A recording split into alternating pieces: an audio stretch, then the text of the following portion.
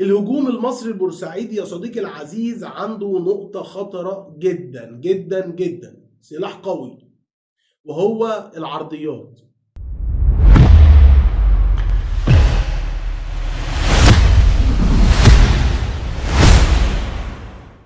يا مساء الخير على حضراتكم جميعا، عامل ايه يا صديقي العزيز؟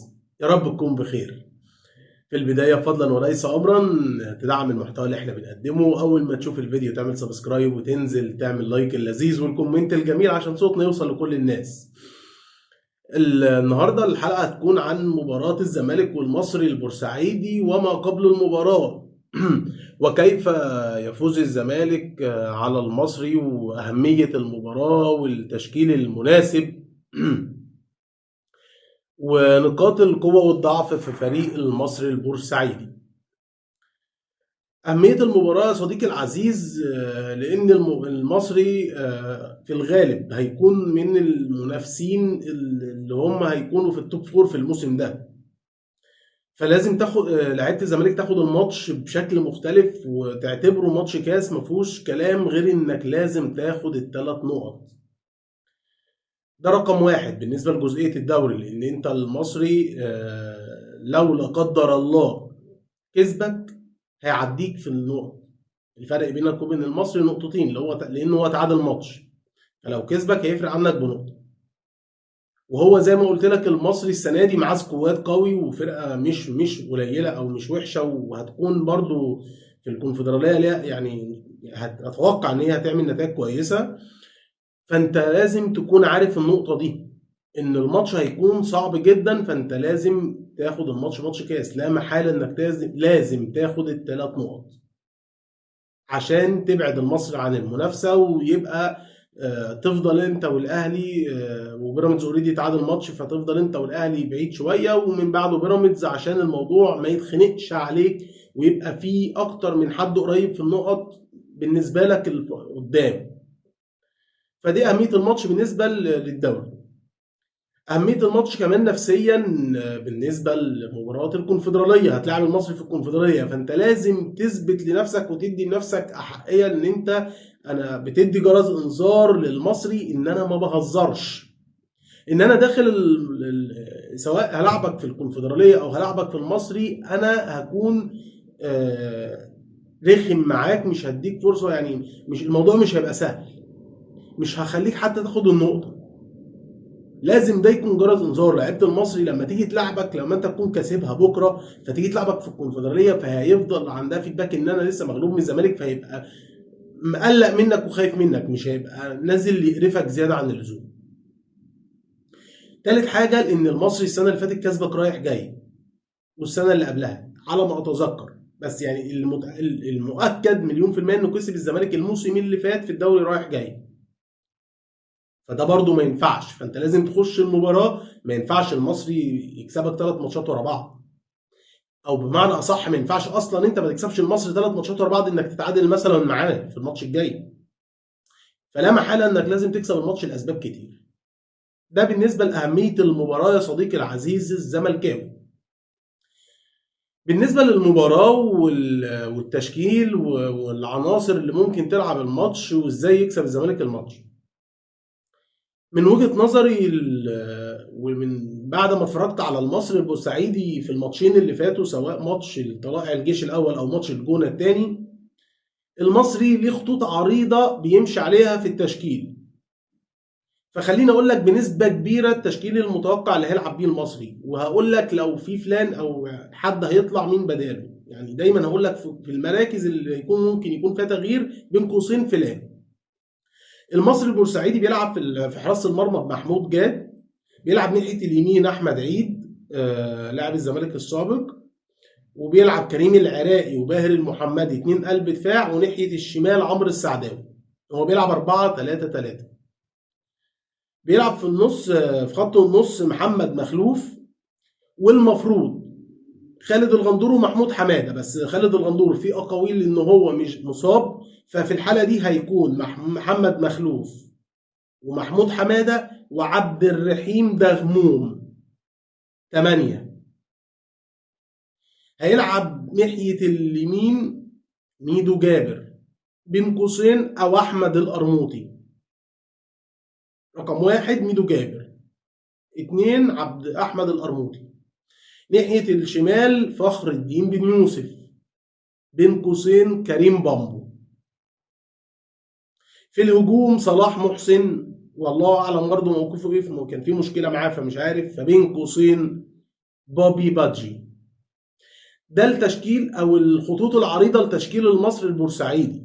هو عنده على الدكه بقى محمد الشامي، عنده حسين فيصل ناشئ الزمالك اللي كان بيلعب في سموحه، عنده لعيبه كويسه بره على الدكه.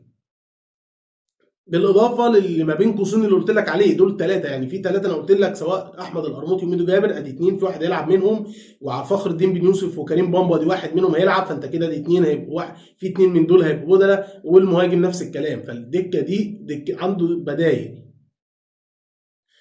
المصري البورسعيدي بيلعب ازاي؟ وايه الخطوره اللي بيشكلها او بيعتمد على ايه التركه اللي بيلعب عليها المصري البورسعيدي؟ هنقولها ونقول تشكيل بعد تشكيل الزمالك اللي اتوقع اللي اتمنى ان شاء الله انه يلعب بنسبه كبيره.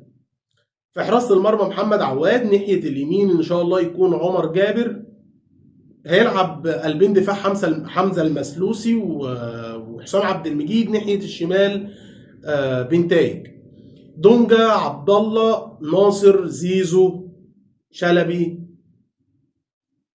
غالبا ناصر منسي او الجزيري، بس في الغالب انا بنسبه 90% يكون ناصر منسي اللي هيبدا. ده تشكيل الزمالك، وقلت لك تشكيل المصري. تعالى بقى يا صديقي العزيز نخش في التفاصيل. ايه تخلي بالك من ايه يا جوزيه جوميز في الماتش المصري البورسعيدي؟ الهجوم المصري البورسعيدي يا صديقي العزيز عنده نقطه خطره جدا جدا جدا، سلاح قوي، وهو العرضيات. صلاح محسن هايل في العرضيات. هو بيعمل ايه بقى وبيعتمد على ايه؟ ميدو جابر ما بيخشش 18 كتير، هو ميدو جابر او القرموطي بيبقى دايما بيبقى ماسك الخط وبيضم، سواء بيشوط بشماله او يعمل عرضيه جوه. اللي بيعمل الناحيه الثانيه بقى هي التركايه. صلاح محسن مهاجم دايما، او بابي بادجي المهاجم، بس هنقول انه صلاح محسن دايما هتلاقي فخر الدين بن يوسف مهاجم تاني، دايما هيخش معاه وبالتحديد في العرضيات. طب ولو كريم بامبو برضه بيخش معاه. فالتركايه هو الجناح الشمال دايما هتلاقيه تقريبا مهاجم تاني دايما. فدي التركايه، عشان كده هو بيبقى خطر في العرضيات. طب يا صديقي العزيز، هو اللي بيعمل العرضيه زي ما قلت لك، لو هنقول الباك اليمين اللي هو احمد عيد او الجناح اليمين، هنا في بيزود كمان، بيعمل كثافه في ال 18 بتاع المنافس علي ماهر. بيعمل كثافه ازاي؟ زي ما قلت لك ان الجناح الثاني بيبقى مهاجم، محمود حماده رقم 8 اللي هو نص ملعب 8 بيخش ال 18 ويبقى كانه 9 ونص، والدغموم اللي هو 8 الثاني بيطلع جناح مكان الجناح اللي دخل، وبكده بيعمل الكثافه بالطريقه اللي بقول لك عليها دي. يبقى لازم جوزيه جوميز يكون مذاكر الانسيابيه والتحركات اللي بيعملها علي ماهر بشكل كبير جدا. يبقى تاني جوزيه جوميز يخلي باله من ايه؟ ان الجناح اللي هو فخر الدين بن يوسف بيخش كمهاجم، يقوم عبد الرحيم دغموم النص ملعب 8 التاني يروح ياخد مكان فخر اللي فضي، ومحمود حماده بيروح يخش ال 18. يبقى اذا جوه ال 18 هتلاقي في الغالب 3: محمود حماده، ناصر، صلاح محسن، فخر الدين بن يوسف. جناحين دغموم بقى 8، اللي 8 بقى جناح وميدو جابر. بالاضافه في اوقات هيطلع يعيد يا السعداوي الباك. دي الكثافه اللي بيشتغل عليها علي ماهر، ومين بيروح فين ومين ياخد المساحه اللي فضيت مكان مين. هي دي التريكات اللي بنسبه 90% علي ماهر بيشتغل عليها. لازم جوميز بقى يبقى مركز الكلام ده. لو فلان ده دخل انا هعمل ايه؟ مين هيروح معاه؟ ولو المساحه دي فضيت مين يقابل؟ اللعيبه ما تتبرجلش. لان هو علي ماهر بيعمل ده عشان يفك الخصم يتلخبط، فانت ما تبقاش عارف هتمسك مين. جوزيه جوميز هنا بقى لازم دوره ان مثلا فخر الدين بن يوسف لو دخل يبقى حمزه انت معاه وحسام مع واحد، دونجا مثلا او عبد الله السعيد ينزل مع محمود حماده وواحد منهم يقف على الدايره، وعمر جابر يفضل واقف يقابل دغموم وينزل مع زيزو شويه كده. يبقى انا موقف، انا بلعب منطقه اللعيبه ما تتبرجلش، فعمر لما يلاقي فخر دخل فانا اخش فاسيب الحته دي فاضيه، لا. هي دي نقطه الخطوره في المصري. طيب دي نقطه الخطوره اللي المصري بيلعب بيها واللي بيشكل بقى الخطوره، ونقطه قوه. طب نقطه الضعف في المصري فين؟ قلب الملعب، المساحه اللي بتبقى ما بين خط النص وخط الظهر. هو هنا دور ناصر ماهر وعبد الله السعيد، واحنا في حاله الاستحواذ، وده اللي الزمالك لازم يلعبه، يمسك الكره كتير جدا على المصري، كتير جدا. وده جوزيه جوميز بيعمله، ودي استراتيجيه الزمالك في اللعب. بس الماتش ده لازم تفرضها بشكل مستفز، حتى لو انا دايما بقول لك عايزين فعاليه كتير، بس يا اخي لو الفعاليه هتبقى قليله شويه، لسه مش قادر، دور كتير من الشمال لليمين ومن اليمين للشمال، واعمل الاستحواذ الكتير عشان تمنعه من ان هو يطلع ويعمل الكثافه اللي قلت لك عليها. يبقى هنا دور ناصر ماهر وعبد الله السعيد في اللحظه دي، لازم جوميز واحنا معانا الكوره عبد الله وناصر الاثنين يزقوا، يبقوا الاثنين دبل 10، والاثنين ياكلوا المساحتين اليمين وشمال اللعيب رقم 6 اللي هي ظهر دغموم وظهر محمود حماده، المساحتين دول، وزيزو وشلبي يفتحوا الخط، وفي اوقات يضربوا المساحه اللي ما بين الباك والمساك، الباك الشمال والمساك الشمال، والعكس هناك. هو ده دي نقطه ضعف المصري، المساحتين دول. فلازم تضربهم من النقطه دي وتدور الكره كتير، وتفضل تدور انك تفضي المساحه دي، وتشوط اول ما توصل المكان ده. عبد الله رجله تقيله يودي، ناصر ماهر لما المساحه دي تتفتح يودي، لان هتلاقي الفرقه مفتوحه. مجرد ما ضربت باص طولي في المساحه دي اللي بقول لك عليها، اللي في ظهر خط النص بتاع المصري، انت خلاص يعتبر رايح انت ومنك للمدافعين. هيبقى معاك شلبي وناصر وزيزو، لقيت المساحه معهمش ان انت تطلع حد فيهم وتعمل باص ونعمل كروس مثلا او جمله او نشوط، يبقى لازم عبد الله يودي، ناصر منسي يودي، ناصر ماهر يودي، زيزو يخترق العمق شويه ويودي، شلبي كده كده على طول ما فيش، هو فنتمنى ان هو يعمل حاجه. ده نقاط القوه والضعف بالنسبه للمصري البورسعيدي، واللي ازاي الزمالك وجوزيه جوميز يخلي باله منهم ويلعب على ايه فيها. يبقى المصري وهو لو مسك الكوره هيعمل عليك كثافه ب3 في 18 دايما، والجناح زي ما قلت لك نص الملعب يروح للجناح ياخد المساحه مكان الجناح اللي بيخش العمق، ميدو جابر او القرموطي بيضم ويرفع عرضيه على نقطه البلن، او لما يلاقي مساحه فاضيه بيشوط.